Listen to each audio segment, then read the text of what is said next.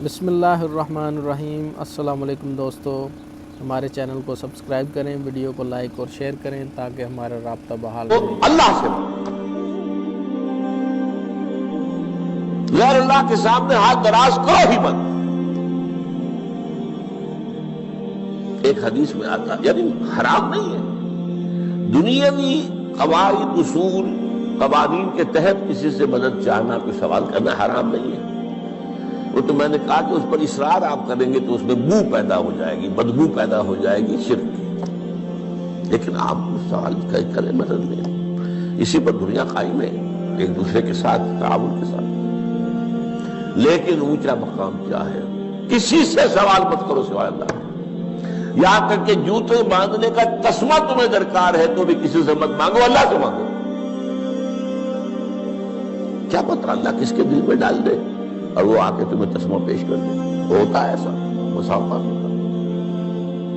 جو اللہ کے ساتھ لو لگا کر رکھنے والے ہیں ان کے تو ایسے واقعات ہوتے ہیں کہ دل میں ایک بات آئی اور اس کے بعد وہی بات جو ہے وہ کوئی شخص آ گیا اور اس نے وہ بات پوری کر دی، کیونکہ لوگوں کے دل جو ہے وہ تو اللہ کی دو انگلیوں کے مابین جو چاہتا پھر دیتے ہیں۔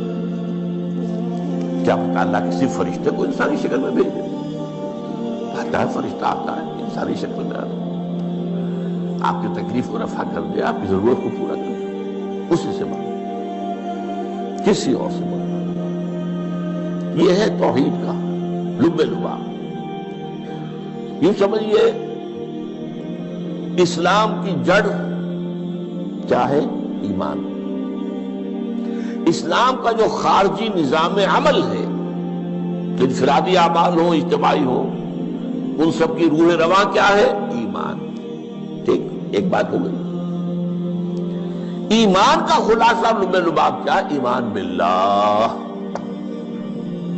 ویسے ایمان بالآخرہ بھی ہے، ایمان بالملائکہ ہے، ایمان بالانبیاء ہے، ایمان بالرسل ہے، ایمان بالکتب ہے، ایمان بالقدر ہے، لیکن اصل ایمان، اسی لیے ایمان مجمل میں آپ کو معلوم ہے کسی اور چیز کا ذکر نہیں۔ آمنت باللہ کما ہوا باسمائہ وصفاتہ وقبلت جمیع احکامہ اقرار باللسان وتصدیق بالقلب۔ یہ ایمان مجمل ہے، اجمالی طور پر ایمان اس کا نام ہے۔ ہاں مفصل تفصیلی طور پر آمنت باللہ وملائکتہ وکتبہ ورسلہ والیوم الآخر والقدر خیرہ وشرہ من اللہ تعالی والبعث بعد الموت۔ تو اسلام کی جڑ ایمان، اور اسلام کا سارا جو نظام عمل ہے، چاہے انفرادی اعمال ہو چاہے اجتماعی، ان سب کی روح رواں ایمان، اور ایمان کا خلاصہ ایمان باللہ۔ اور ایمان باللہ کا اصل حاصل وہ ہے جو اس حدیث میں آ رہا۔ اس کے دو ہیں تقاضے، عبادت صرف اسی کی، استعانت صرف اسی سے۔ اس لیے میں نے سورہ فاتحہ کا تذکرہ شروع میں کیا۔ یہ عبادت کا جوہر ہے، عبادت کا جو ہے یہ ایمان کا حاصل، عبادت صرف اس کی ہے اور استعانت صرف اس کی۔ استعانت ہی میں سوال بھی آ گیا، میری مدد ہے، آپ کسی سے کچھ مدد مالی چاہ رہے ہیں یا کوئی اور مدد چاہتے ہیں، کسی کام میں مدد چاہتے ہیں، جیسے میں نے کہا تھا کہیں سفارش کرانا چاہتے ہیں، یہ بھی مدد ہے۔ وَإِذَا اسْتَعَنْتَ فَاسْتَعِنْ بِاللَّهِ، اور جب مدد مانگو صرف اللہ سے مانگو۔ اور وہ سارے الفاظ یاد کر لیے، استدعاء، استعانت، استغاثہ، یہ جو غوث اعظم سے استغاثہ کیا جاتا ہے تو شرک ہے۔ استغاثہ اللہ سے، دعائی اللہ کی۔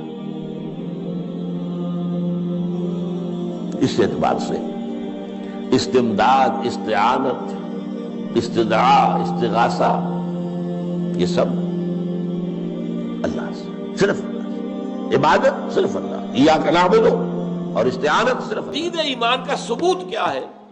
اس کا عمل درست ہو جائے۔ اگر عمل درست نہیں ہو رہا تو پھر یہ توبہ کی تسبیح کرنے سے توبہ نہیں ہوتی۔ استغفر اللہ ربی من کل ذنب واتوب الیہ، 1000 دانے کی تسبیح لے کر بیٹھ جائیے، 1000 مرتبہ اس جملے کی جو ہے تکرار کیجئے، ذکر خدا بندی کا آپ کو ثواب مل جائے گا، توبہ نہیں ہوگی۔ صحیح توبہ کی شرائط 3 ہیں۔ حقوق اللہ کے ضمن میں اگر کوئی کوتاہی ہوئی، اور 4 ہیں اگر حقوق العباد کے ضمن میں کوئی کوتاہی ہوئی۔ سب سے پہلے یہ کہ گناہ پر واقعی حقیقی پشیمانی دل میں ہو کہ یہ میں کیا کر رہا ہوں، یہ پشیمانی کا ہونا لازم۔ نمبر 2، عہد کرنا کہ اب کبھی نہیں کروں گا، چاہے کچھ عرصے کے بعد پھر وہ کسی کمزوری یا ایمان کی حالت میں توبہ توڑ بیٹھے، یہ دوسری بات ہے۔ اللہ نے ایسے لوگ بھی پیدا کیے ہیں کہ جن کے اندر بڑا قوی ارادہ ہے، قوت ارادی مضبوط ہے، ایک دفعہ ایک بات طے کی بس اب یہی ہوگا۔ اور ویسے ایسے کمزور لوگ بھی ہیں، لاغر لوگ بھی ہیں، قوت ارادی کے اعتبار سے فیصلہ کرتے ہیں لیکن اس پر قائم نہیں رہ سکتے۔ لیکن اس حوالے سے یہ ہے کہ دوبارہ توبہ کریں گے، لیکن جس وقت توبہ کریں گے یہ شرط لازم ہے کہ پورا فیصلہ ہو، یہ ڈٹرمنیشن ہو کہ اب یہ کام دوبارہ نہیں۔ اور تیسرا یہ کہ ایک مرتبہ لازماً چھوڑ دیا جائے، چاہے جیسا کہ میں نے عرض کیا، پھر دوہرا رہا ہوں، چاہے کچھ عرصے کے بعد پھر اس سے اس کا ارتکاب ہو جائے۔ یہ 3 ہیں چیزیں حقوق اللہ کے ضمن میں گناہ سے توبہ کرنے کی شرائط۔ اور چوتھی شرط یہ ہے، یہ تینوں چیزیں بھی اگر پوری ہو گئی ہیں حقوق العباد کے درجے میں، تب بھی معاف نہیں ہوگا گناہ۔ جس کا حق مارا ہے، جس پر ظلم کیا ہے، جس پر زیادتی کی ہے، جب تک اس سے معافی حاصل نہیں کرو گے اللہ معاف نہیں کرے گا۔ یہ بڑی کڑی شرط، بڑی کڑی شرط۔ ورنہ کیا ہوگا قیامت کے دن؟ تمہاری نیکیاں اس کو دی جائیں گی، اس کے پلڑے میں ڈال دی جائیں گی، اس لیے کہ وہاں کرنسی صرف یہی ہوگی، نیک اعمال بد اعمال۔ اگر تمہارے سارے نیک اعمال ختم ہو گئے تو اس کے گناہ تمہارے پلڑے میں ڈالے جائیں گے، ڈالو اس کے لیے۔ چاہے وہ نمازوں کا، یہ آیا ہے حدیث میں آیا ہے، حضور نے پوچھا ایک مرتبہ صحابہ سے، من المفلس، بتاؤ مجھے مفلس کسے سمجھتے ہو؟ عرض کیا المفلس عندنا من لا درہم لہ ولا دینار، ہم تو مفلس اس کو سمجھتے ہیں جس کے پاس درہم و دینار نہیں ہے۔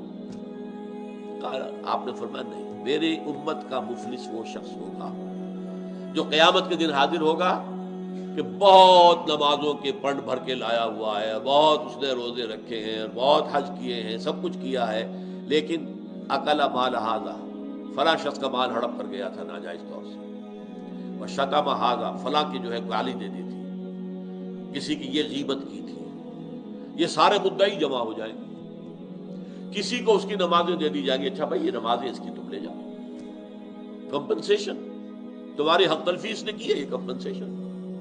کسی کو روزے دے دیے جائیں گے، کسی کو اس کے حج دے دیے جائیں گے، کچھ نہیں رہے گا۔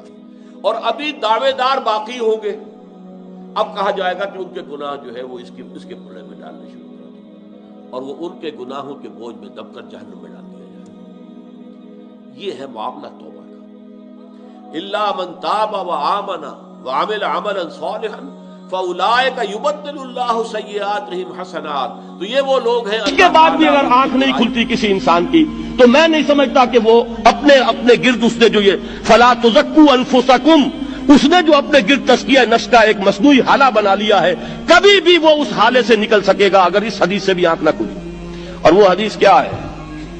مولانا اشرف علی تھانوی نے اس کو اپنے جو خطبات جمعہ ہیں ان میں نقل کیا ہے، بیہقی کی روایت ہے۔ اوحى اللہ عز وجل الى جبرائیل علیہ الصلوۃ والسلام ان اقلب مدینۃ کذا وکذا باہلھا، اللہ نے حکم دیا حضرت جبرائیل کو فلاں فلاں بستیوں کو الٹ دو اس کے رہنے والوں سمیت۔ قال فقال، حضور نے فرمایا، اس پر حضرت جبرائیل نے عرض کیا بارگاہ خداوندی میں، ان فیھا عبدک فلانا لم یعصک طرفۃ عین، پروردگار اس بستی کو الٹ دوں، اس میں تو تیرا فلاں بندہ بھی ہے جس نے کبھی پلک جھپکنے جتنی دیر بھی معصیت میں بسر نہیں کی۔ اب آپ اندازہ کیجئے، یہ جو ہے نا اپنے آپ کو رگڑنا اور مانجنا، اور پوری زندگی رگڑنے میں اور مانجنے میں لگا دینا۔ ہم بعض بزرگوں کے تذکرے میں سنتے ہیں اتنے اللہ والے تھے، اتنے اللہ والے تھے کہ ان کا گھوڑا بھی کوئی مشکوک دانہ نہیں کھاتا تھا، اور وہ خود جو ہے وہ انگریز کی عدالت میں بیٹھے ہوئے اور انگریز کی نوکری کر رہے تھے۔ یہ ہے وہ میکروسکوپک اور مائکروسکوپک کا عدم توازن۔ طاغوت کی چاکری کر رہے ہیں، انگریز کی ملازمت کر رہے ہیں، انگریز کے قانون کی تنفیذ کے اندر اعلی کار بن رہے ہیں، لیکن ذاتی تقویٰ اور ذاتی نیکی اور ذاتی للہیت جو ہے اس کا معیار یہ ہے کہ ان کا گھوڑا بھی مشکوک چارہ اور مشکوک کھانا نہیں کھا سکتا۔ یہ ہے وہ عدم توازن، اس کو نوٹ کیجیے گا، جس کو کہ اس حدیث میں محمد رسول اللہ صلی اللہ علیہ وسلم نے واضح کر دیا کہ حضرت جبرائیل عرض کرتے ہیں کہ اللہ فلاں بستی کو الٹ دوں، اس میں تو تیرا فلاں بندہ بھی ہے جس نے پلک جھپکنے جتنی دیر بھی معصیت میں بسر نہیں کی۔ ذاتی نیکی کا اب اس سے اونچا کوئی مقام کوئی شخص مجھے اگر بتا سکے تو میں اس کا مرید ہو جاؤں گا۔ اس سے اونچا کوئی مقام ہوگا کہ آنکھ جھپکنے جتنی دیر بھی کسی نے معصیت میں بسر نہیں کی، ذاتی نیکی کی معراج۔ لیکن حکم کیا ہوا بارگاہ خداوندی سے؟ قال فقال، حضور نے فرمایا، اللہ تعالیٰ نے حکم لیا جبرائیل کو، اقلب علیہ وعلیہ، الٹو اس بستی کو، پہلے اس بدبخت پر پھر دوسروں پر۔ کیوں؟ فإن وجهه لم يتمعر في ساعة قط، اس لیے کہ اس کا چہرہ کبھی میری غیرت میں سرخ نہیں ہوا، اس چہرے کا رنگ نہیں بدلا۔ بے غیرت انسان، بدیاں پھیلتی رہیں، میرے دین کو روندا جاتا رہا، میری شریعت کی دھجیاں بگڑتی رہیں، عوامر کا مذاق اڑایا جاتا رہا، نواہی کے لیے دنیا کے اندر جن چیزوں سے میں نے روکا اس کے لیے فلسفے تراشے گئے، اور یہ لگا رہا مست رکھو ذکر و فکر صبح گاہی میں اسے، یہ سوائے ذاتی اپنے اس اصلاح کے اور ذاتی تقویٰ کے اور ذاتی نیکی کے اور ذاتی عبادت گزاری کے یہ میدان میں نہیں آیا، اس کا خون نہیں کھولا کبھی، اس کے چہرے کا رنگ متغیر نہیں ہوا، لہذا یہ دوہرا مجرم ہے۔ یہ ہے وہ تصور جو یہاں پر نوٹ کیجئے۔ ہاں اس کے یہ معنی بھی نہیں ہے کہ نماز بھی نہیں پڑھ رہے، روزہ بھی نہیں رکھ رہے، اقامت دین کے کارکن ہیں، فرض نماز آ گئی ہے وہ چلی جا رہی ہے، جماعت کا کوئی اہتمام نہیں ہے۔ اب یہ دو انتہائیں ہیں، ایک انتہا یہ کہ وہ تزکیہ نفس جو ہے اسی میں وہ رگڑنے اور مانجنے کا عمل جاری ہے، ایک یہ کہ اس کا سرے سے کوئی تعلق ہی نہیں، اپنی ذات سے بحث ہی نہیں۔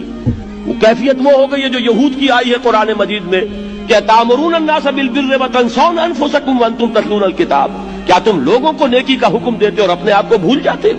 یہ دوسری انتہا ہے۔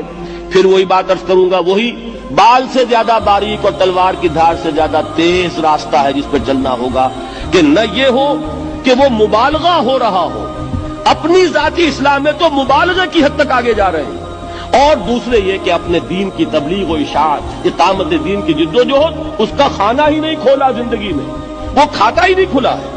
یہ ایک انتہا ہے۔ دوسری انتہا یہ ہے کہ انسان یہ سمجھے اپنے آپ کو کہ میں تو مجاہد فی سبیل اللہ اور دین کا کارکن اور دین کا میں اللہ کے دین کو قائم کرنے کی جد و جہد کرنے والا ہوں، جبکہ ہم بھٹک گئے تھے، اللہ ہمیں معاف فرمائے۔ لیکن اس توبہ کا تقاضا کیا ہے؟ دیکھو اپنے وجود کو اور اپنے گھر کو اور اپنی معیشت کو اور معاشرت کو، جو چیز خلاف اسلام ہے نکال دو۔ اگر یہ نہیں کرتے تو کوئی توبہ نہیں، سال بکواس۔ آپ توبہ کی تسبیحیں پڑھتے رہیے، استغفر اللہ ربی من کل ذنب واتوب الیہ، لیکن جو خباثت کاروبار میں ہے وہ جاری رہے گی۔ حج کرائیں گے، 2 4 6 حج کیے ہوئے ہیں، لیکن جیسے جاتے ویسے ہی واپس آتے ہیں۔ جو سودی کاروبار کرتے ہوئے گئے تھے، آتے ہی فوراً دوبارہ اس کو شروع کرتے ہیں۔ یہ توبہ نہیں ہے۔ توبہ یہ ہے کہ اپنی ذات، اپنے گھر پہ تو آگے اختیار ہے نا، اگر نہیں تو ڈوب مرو۔ اگر اپنے گھر پر بھی اجی عورتیں نہیں مانتی تم مر جاؤ، حضور کے الفاظ دہرا رہا ہوں یہ، جب تمہارے معاملات تمہاری عورتوں کے حوالے ہو جائیں گے، بطن الارض خیر لکم من ظہرها، تو زمین کا پیٹ تمہارے لیے بہتر ہوگا کہ تم دفن ہو جاؤ اس میں، اس کی پیٹھ کی بجائے کہ پیٹھ کے اوپر چلو پھرو، اس کی بجائے زمین کے پیٹ میں دفن ہو جانا بھی۔ پاکستان میں تو ابھی تک کوئی اتا ترک پیدا نہیں ہوا جس نے برقع جو ہے زبردستی اتروایا ہو۔ جنہوں نے اتارا خود اتارا بھائی، 4 پیسے ہو گئے، 4 پیسے ہو گئے تو اب عورت کا پردہ ختم ہو گیا۔ پہلے برقع اترا، چادر آئی، چادر بھی پھر اوڑھنے کی شکل میں رہ گئی، اب جو ہے قمیضیں بھی جو ہے ٹائٹ، اب تو جو کچھ ہے میں اس میں کیا بیان کروں آپ سے، کیا اس لیے پاکستان دین کی بات پھیلانا صدقہ جاریہ ہے۔ ثواب کی نیت سے ویڈیو کو شیئر ضرور کیجیے۔ جزاک اللہ۔